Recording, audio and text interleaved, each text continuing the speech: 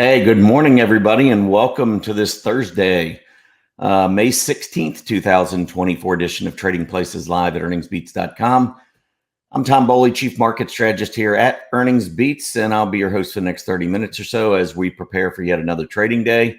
This time, we're preparing for a trading day with the S&P 500 at an all-time high.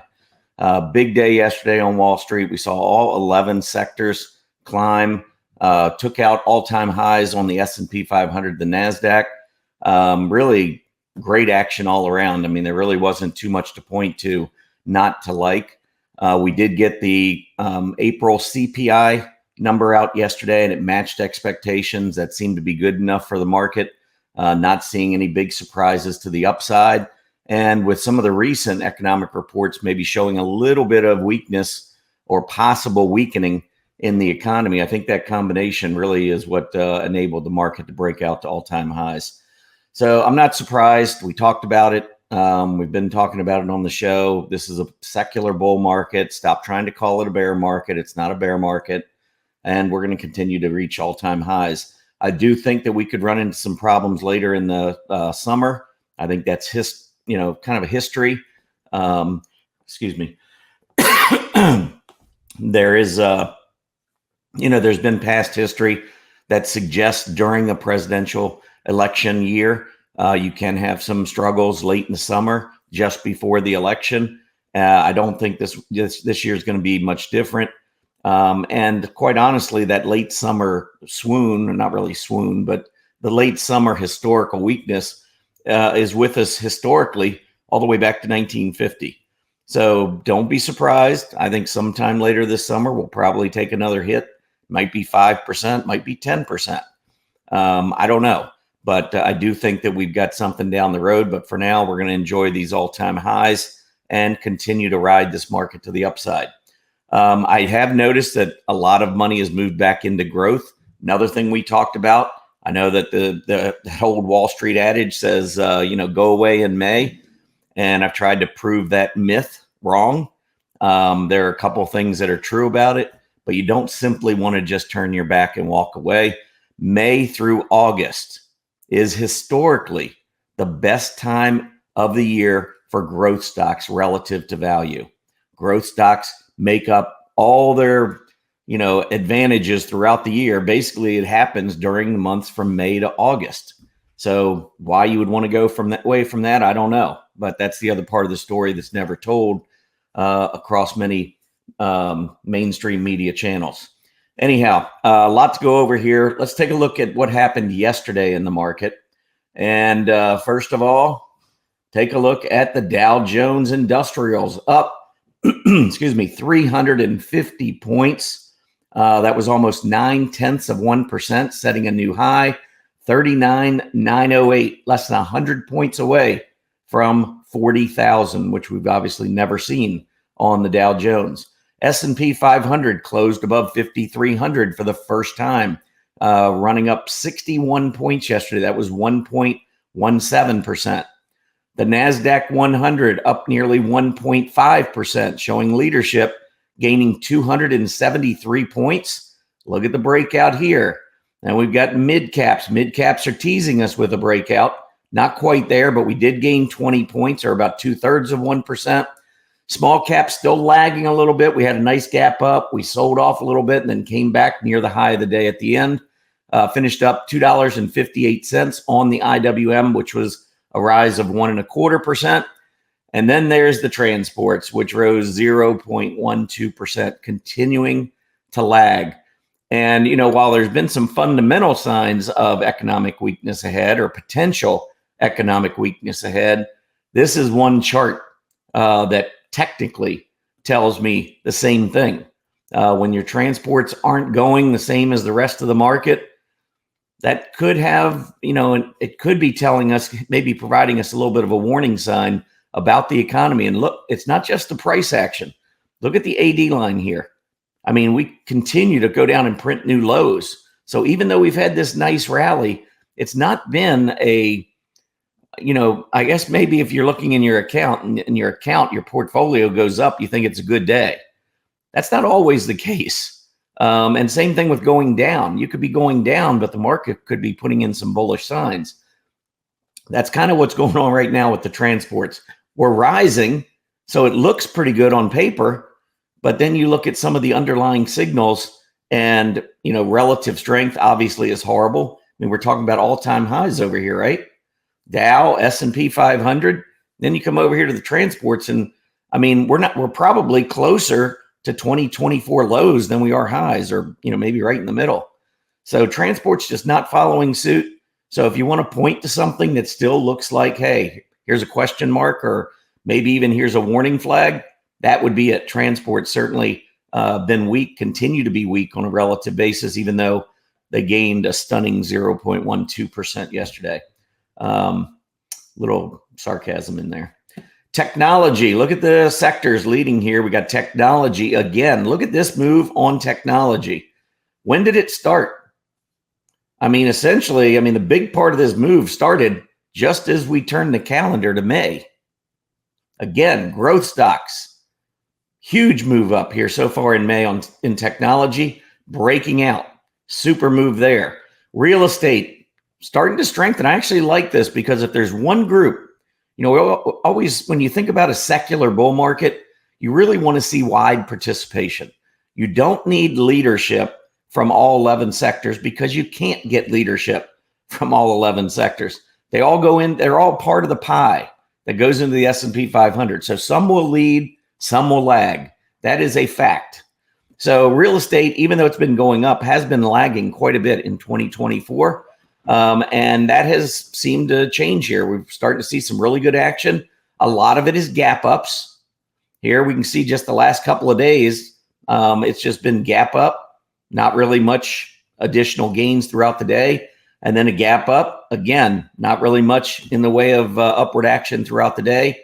And you can see that AD line just flat, not really going up with the price action. So again, maybe a little bit of a caution flag there on the real estate, but at least it's going up and at least it's participating. Utilities, no problem here. This has been a really, really strong group. It seems to be benefiting, especially from the falling 10-year Treasury yield that makes the yields on the utility stocks look a little bit better to income investors. And so anyway, the falling yields, I think, are just adding to some of the strength that we've seen in utilities in 2024. But really nice action again on the utilities yesterday. So where's the leadership coming from? Well, with those falling yields and with the CPI report out yesterday, we saw a 9 basis point drop in the 10-year Treasury yield, which means mortgage rates come down, which also means that's good for home builders. And check out the day that the home builders had yesterday. That is a Maribozu candle, which if you follow the show, when you open on your low and you close on your high and all you can see is just this one big hollow candle, that's a Maribozu candle. And check out the volume with it, by the way, too. Volume expanded, closed almost on the highs, and finally we got our decent jump on that AD line, which had been struggling. So is this the start of something bigger? Well, I think we need to check back in with the 10-year Treasury yield and see how that goes. But at least for now, home builders doing pretty well. There was a report, I'm going to get to an economic report in just a minute, but economic report that might take a little bit of the wind out of the sails of the home builders today. Anyhow, semiconductors, big jump. You want to know why technology went up? Here's a big reason. Once we broke this downtrend line, which occurred when? The start of May. Again, no shocker if you know history. Semiconductors making that big break, continuing to lead the technology group to the upside. Finally, over in the financial space, asset managers. Asset managers were really strong through the end of March. Took a little break, looked like more than just a break in April. But in May, we've come charging right back to the highs that we saw back at the end of March. So really strong start to the month of May, first half of May for the asset managers as well. Overall, pretty good action. 10-year Treasury yield. Let's get an update. Make sure we got the latest here. We gapped down at the earlier. Of course, the bond market opens before the stock market. And the bond market did see some buying again at the opening of the session. We saw the yield drop as a result, but that yield has come back up close to where we finished yesterday, down just a tad. Looks like, not even a basis point, like 1/5 of 1 basis point. So not much there, but it is definitely heading down. Yesterday, we did close below that 50-day moving average. Let's zero in here. Closing below the 50-day moving average for the first time since back at the beginning of March. And you can see that was temporary. Lots of hollow candles, came right back up above the 50-day. But if you go off of the low here and connect these lows and a trend line, you can see that trend line has been broken here in the month of May, moving lower. I don't know where the 10-year Treasury yield goes, but it is likely to have a big impact on small caps because the small caps went right up to and very close to their not an all-time high, but 2024 high for sure, close to it anyway, which is at that 210 and change level. I think we closed at 209.40 something yesterday. Anyway, we've been moving almost exactly opposite. I mean, the inverse correlation here has been pretty strong between the 10-year Treasury yield and the IWM. That's been the strongest correlation I can see with Treasury yields. So if you're wondering if the IWM is going to make that breakout, I would say look no further than the TNX. And if this trend to the downside continues, I suspect we're going to get that next breakout on the IWM, and then we'll see whether or not it can start to lead in a more meaningful way. I think some of that, too, is going to depend on the Fed speak coming up. You know, are they now thinking that with a tamer CPI number than what we've seen in the last few months, is that enough to maybe turn the tide back to at least talking about a meeting where they may lower rates? I don't know. We're going to find out. But that's going to be something that will be really important for the IWM going forward. S&P 500, there's your breakout. So we kind of came up in a cup, didn't really put a handle in. We talked about an inverse head and shoulders, didn't really put an inverse head or an inverse shoulder in on the right side. So it just went on its own and made the breakout. I guess maybe we had this channel coming down here for a while, or at least a trend line that broke when? Beginning of May. Good thing we didn't go away. Anyhow, nice start. First half of May has been really strong. Moving on to the, Nasdaq 100. You can see the Nasdaq 100 also making that breakout. Nice candle, cleared everything. Intraday high, closing high, opening price, closing high price, intraday price, everything. It's gone. Broke out. Never seen this level before. And it feels pretty good to see it. Moving on, IWM. Here's that 210 level I was talking about. Now, intraday, we got to about 212.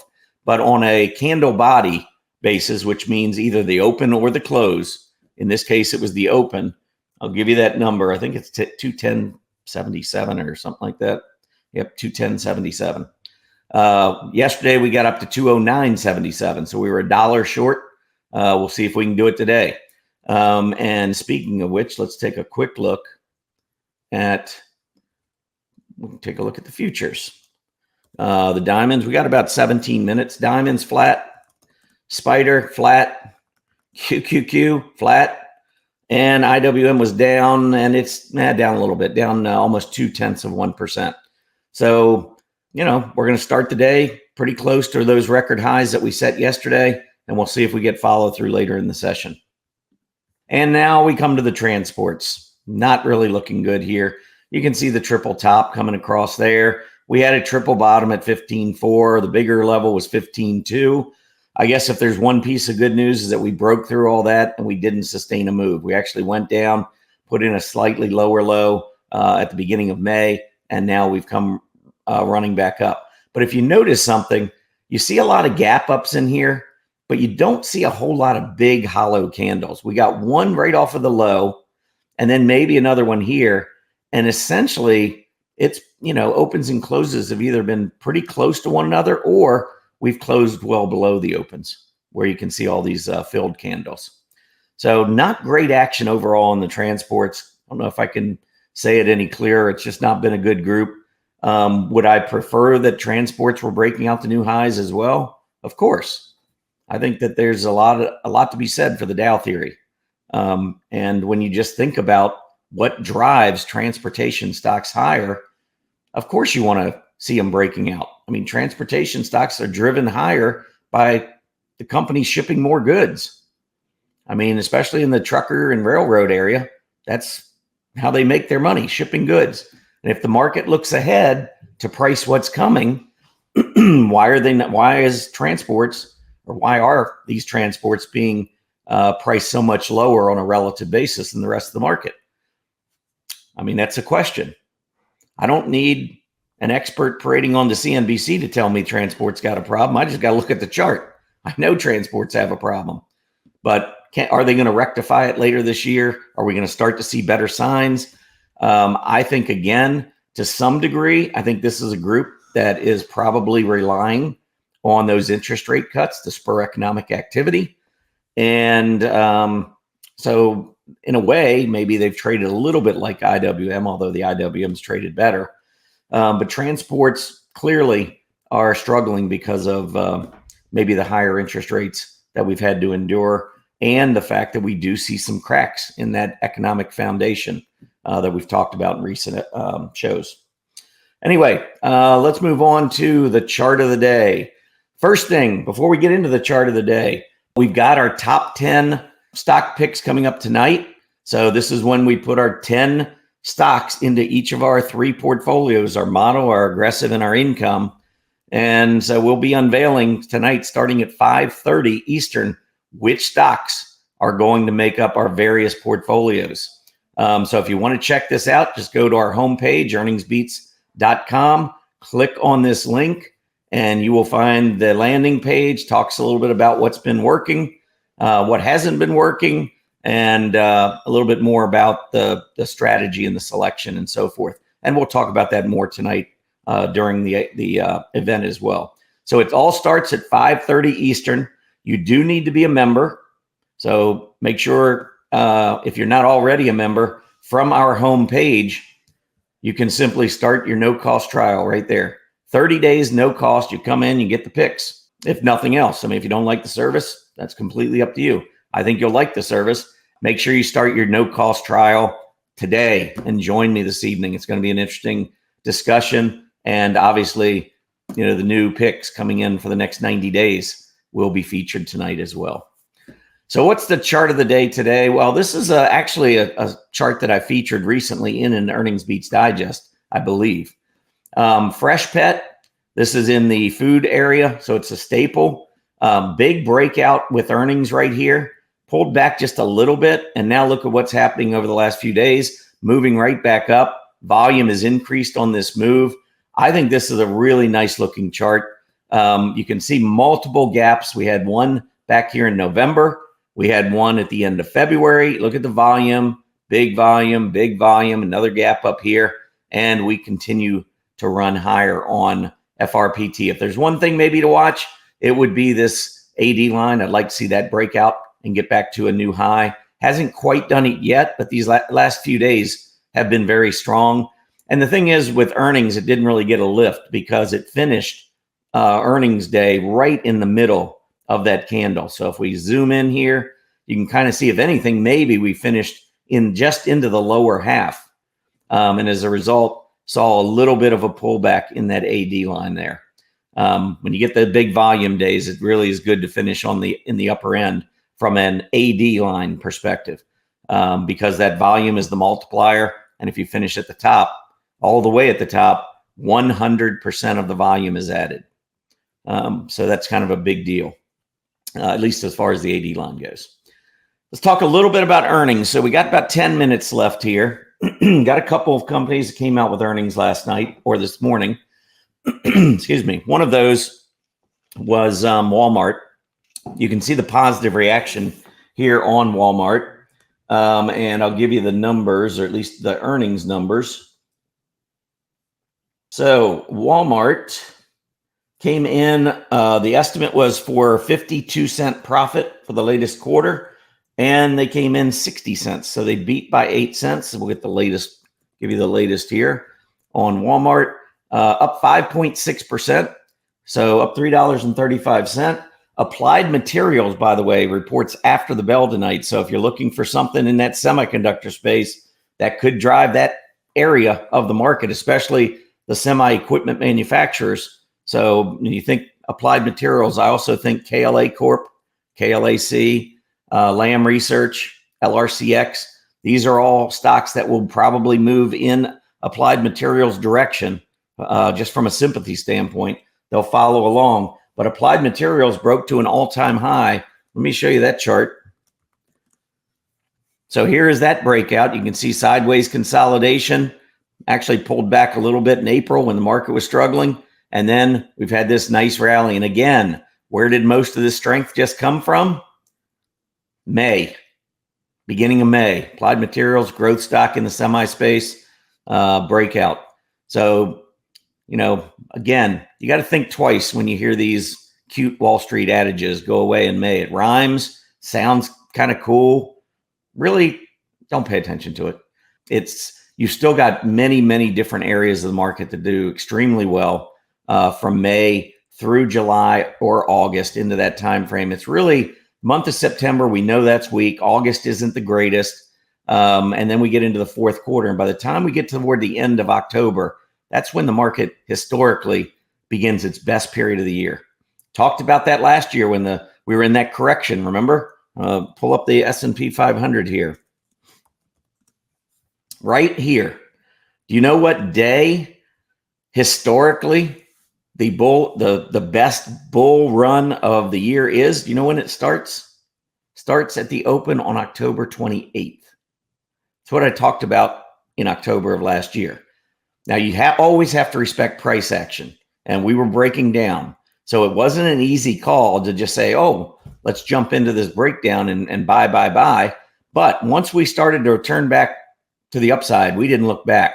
That low was on October 27th. The streak back to the upside started on October 28th. I swear, I do research. I don't make this stuff up. But right there is when we made the big turn. So you got to be aware of history. You need to know more than what CNBC is trying to feed you, because they are looking for ratings. Their secondary concern, and I mean way back on the list, is your education. They're trying to, promote the people that pay them to be on the station. You got a lot of those Wall Street folks coming on there, paying for a lot of ads. And so they're brought in there. You don't know what research they've done or maybe even what their motives are. And I'm going to stop right there on it. But do your research or follow us. We certainly do plenty of it for our members, and know the true story about how the market operates and how it works.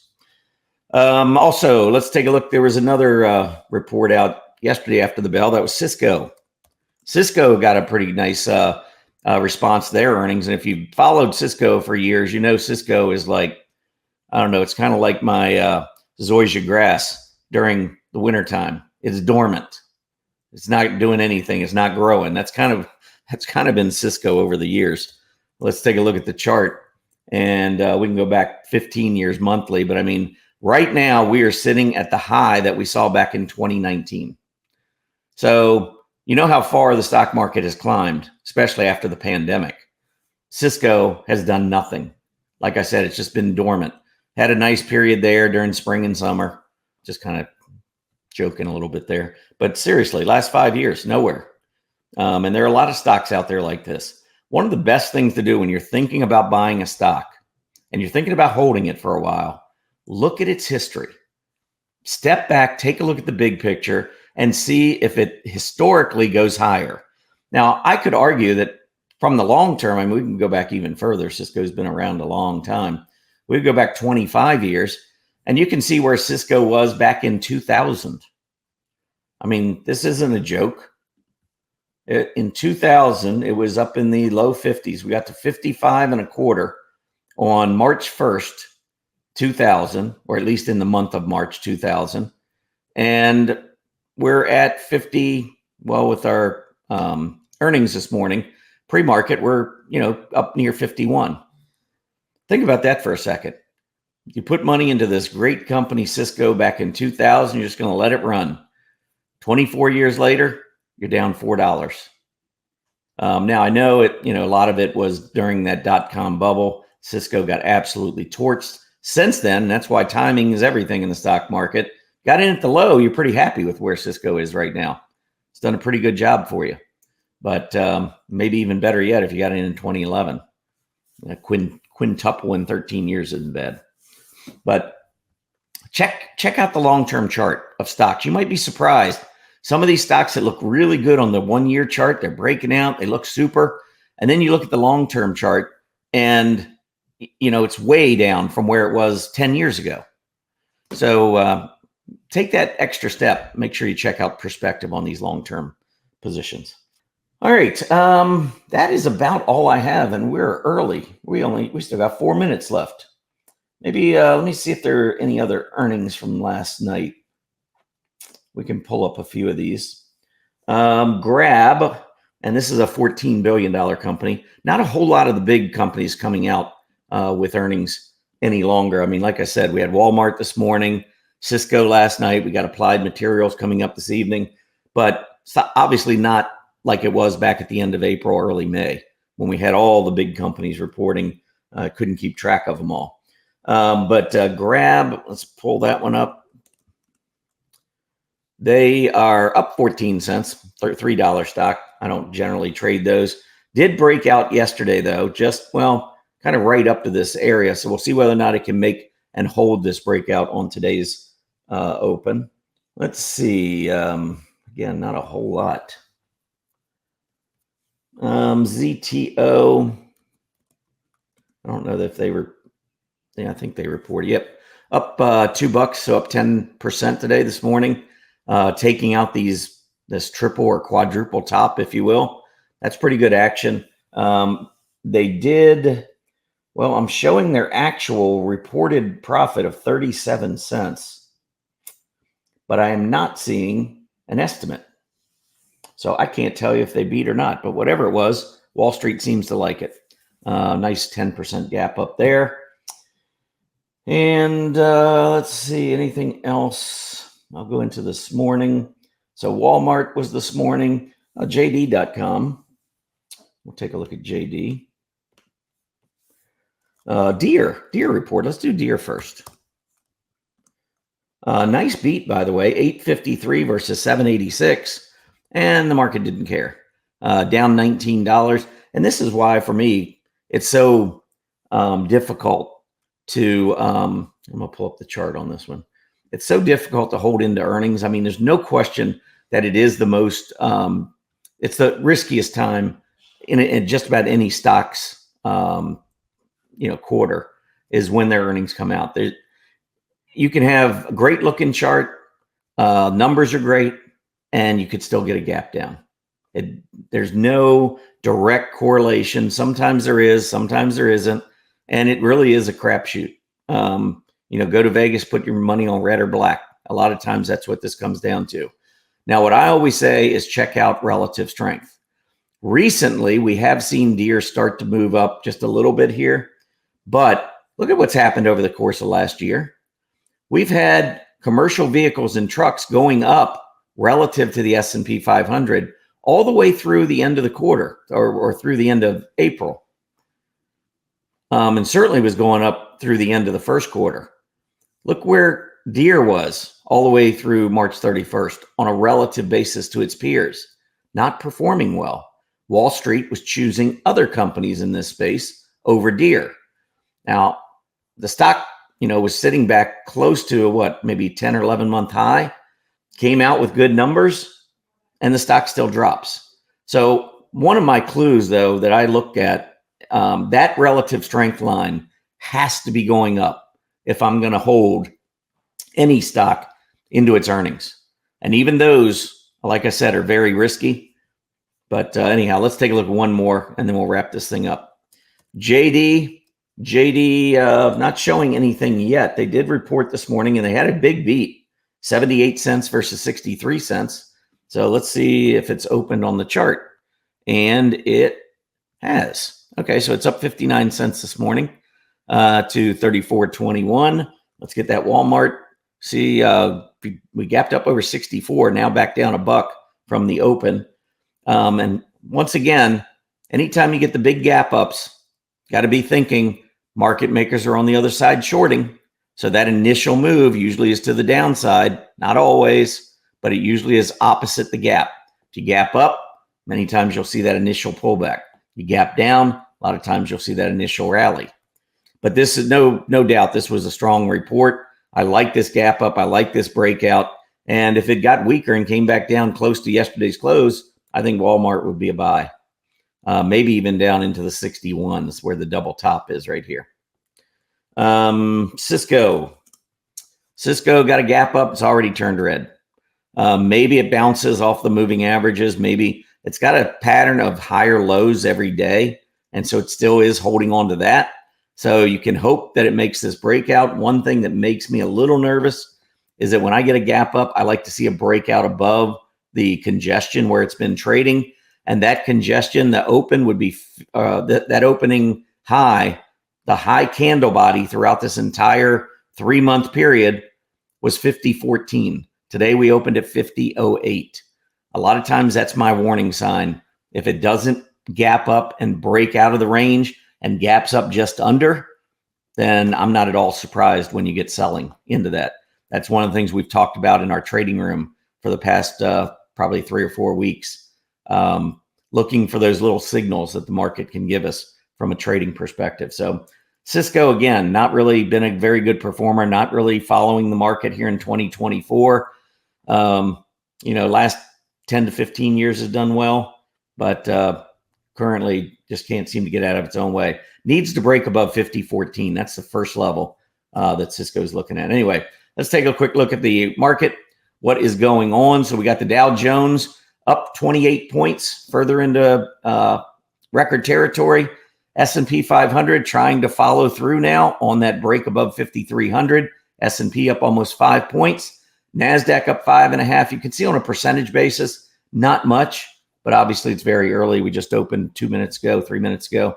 Small caps slightly lower, and the VIX is rising a bit, but that VIX down in the 12s, not good news if you're a bear. That's all I got to say. Have a great day, everybody. Happy trading.